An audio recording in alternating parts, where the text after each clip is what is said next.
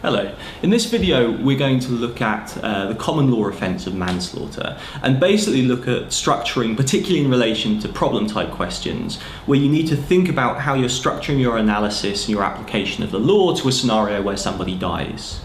Now, manslaughter is a common law offence, it's a single offence, but it becomes quite tricky and sometimes quite tricky to understand and to apply in practice, because although it is just one common law offence, there are multiple routes for how you can reach the outcome of a manslaughter conviction. And it's this that I want to talk about now, just to think about and clarify. It's also something, of course, we discuss within chapter 6 of the textbook, and really alongside this discussion it's useful to look at the flowchart that we use within chapter 6, which again gives you this idea, hopefully, of the structure of your analysis in this area. Now, whenever you look at a problem question and a potential criminal event, you should always start with applying what is the most serious potential offence within those circumstances. So within a homicide type scenario, i.e. you have a defendant and somebody is killed, someone dies, then you should always begin with the potential liability of our defendant for murder.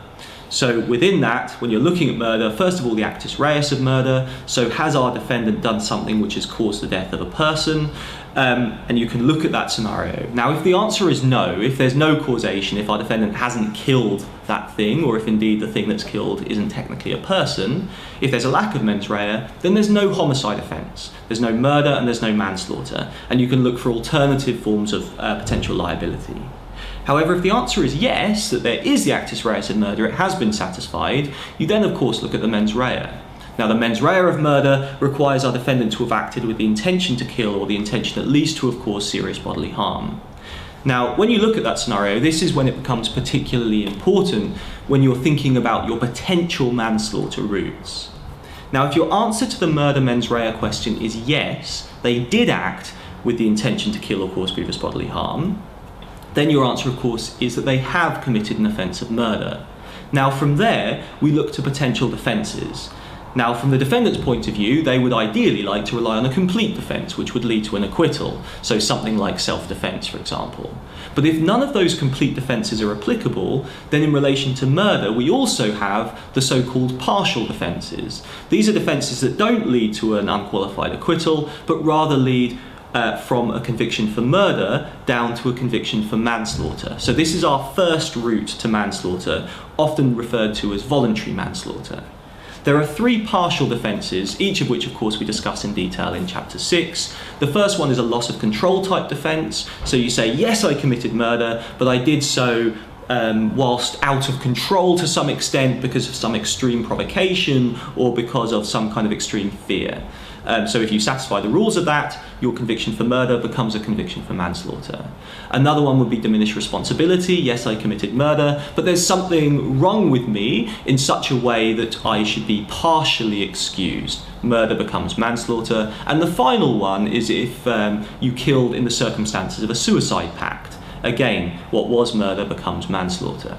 So that's the first route that we call voluntary manslaughter, and that is basically where there is liability for murder, but there's a partial defence to murder, which brings us down to manslaughter. The other alternative route comes about when your answer to the question of the mens rea of murder is no. So you found the actus reus of murder, that is satisfied, but when asking if the defendant acted with the intention to kill or cause grievous bodily harm, your answer is no, they didn't act with that intention. So therefore there is no liability for murder. So this time, because we don't have liability for an offence, we're not looking at partial defences or full defences, but rather we're looking for lesser forms of offence. And this is what is commonly referred to as involuntary manslaughter. So we have a series of manslaughter offences, which again leads us to the result of manslaughter liability.